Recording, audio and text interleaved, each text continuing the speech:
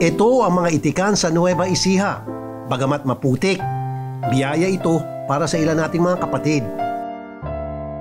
Ito kasing nagsisilbing kabuhayan nila dahil madali itong pagkakakitaan. Ang kaso, para kina Andrew at Kale, imbis na hanap buhay, ito na pala ang magiging mitsa ng kanilang pagkamatay.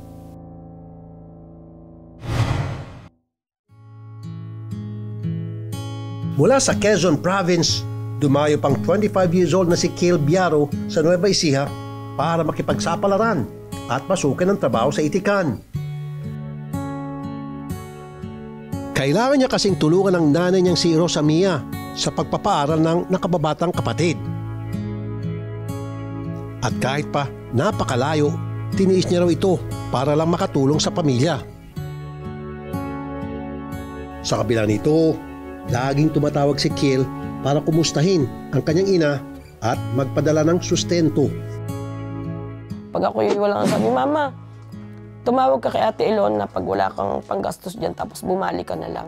Parang ganun po ba lagi siya, puro siya mama. Yan nga po kasing mabait tsaka malambing siya. Katuwang ni Kale sa itikan ang 15 anyos na estudyanteng si Andrew Regala. Racket niya raw ito tuwing bakasyon kasama si RJ.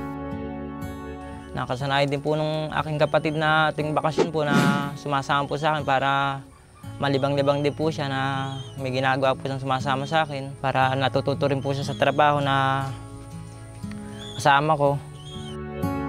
Sa murang edad, alam na raw ni Andrew kung gaano kalaking tulong ang perang kinikita sa itikan.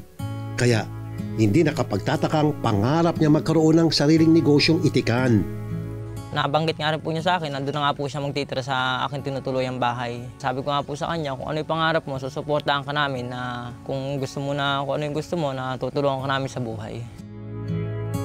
Wala rin daw kaso sa nanay nilang si Helen ang pagtatrabaho sa itikan ni na Andrew at RJ. Kampante kasi si Nanay Helen na puprotektahan na magkuya ang isa't isa. Subalit, dingit sa kanyang kaalaman, pansamantalang pinaghiwalay pala sina RJ at Andrew ng kanilang amo. Yung bentahing itik, doon siya napunta, doon ako sa sisiw nakalalabas, kaya kami nagkahiwalay.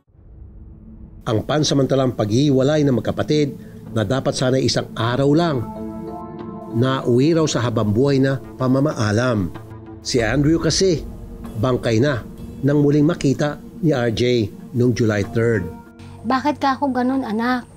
Di ba nagtiwala ka ako? Dahil ikaw ang kasama, bakit napabayaan mong ganito nangyari? Yun ang tanong ko sa anak ko. Kaya ako binigay yung kapatid mo sa'yo. Dahil kapatid ka, bakit ka ako hinayaan mong namatay yung kapatid mo? Ang kasama naman ni Andrew na si Kale, uwi raw sana sa Quezon para sa birthday ng kapatid. Sabi niya, uuwi ako, Nini, ako maghahanda sa birthday mo. Kaya sabi niya, 6, andyan ako. Hindi naman nangyari nga kasi 3 namatay na siya. Walang awang binaril sa ulo habang natutulog sina Andrew at Kale. July 3 na magtungo ang amo ni na Andrew at Kale sa itikan na si TJ. Kwento ni TJ, sinubukan daw niyang gisingin mula sa labas ng kubo si Kale para sana magpakain ng mga itik. Pero ang mga itik na papakainin, naglahong parang bula.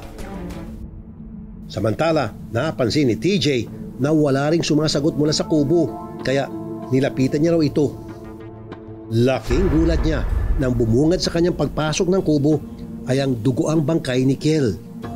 Agad daw tinawagan ng asawa ni TJ ang ina ni Kale para ibalita ang nangyari. Ako po'y kabado kasi nung hawak ko pa lang ng cellphone,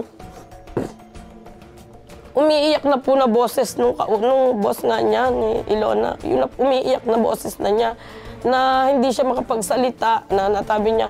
Ang iniimik na lang po niya sa akin, Ate Mia, Ate Mia. Kinukutuban na ako, kinakabahan na ako. Sabi ko, bakit? Anong nangyari kay Kel? Sabi, Ate, si Kel na baril. Ay, Nini, sige, anuin mo, buhatin mo, dalhin mo sa ospital. Baka buhay pa. Sabi naman niya, Ate, hindi. Patayin na kasi kagabi pa. Tuyo na yung dugo ni Kel.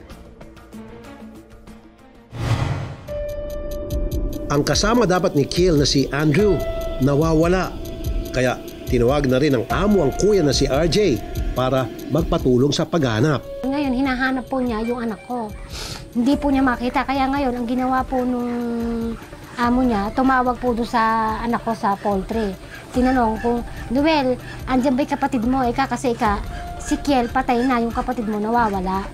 Hindi po niya agad nakuan dahil siyempre kapatid po siya, hindi niya maisip na bakit yung kapatid niya nagkaganon. Hindi nagtagal, natagpuan niya si Andrew sa irigasyon na wala na ring buhay.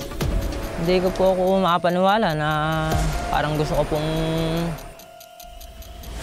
pong ayaw pong umalis doon sa kinatabihan. Parang gusto ko pong ako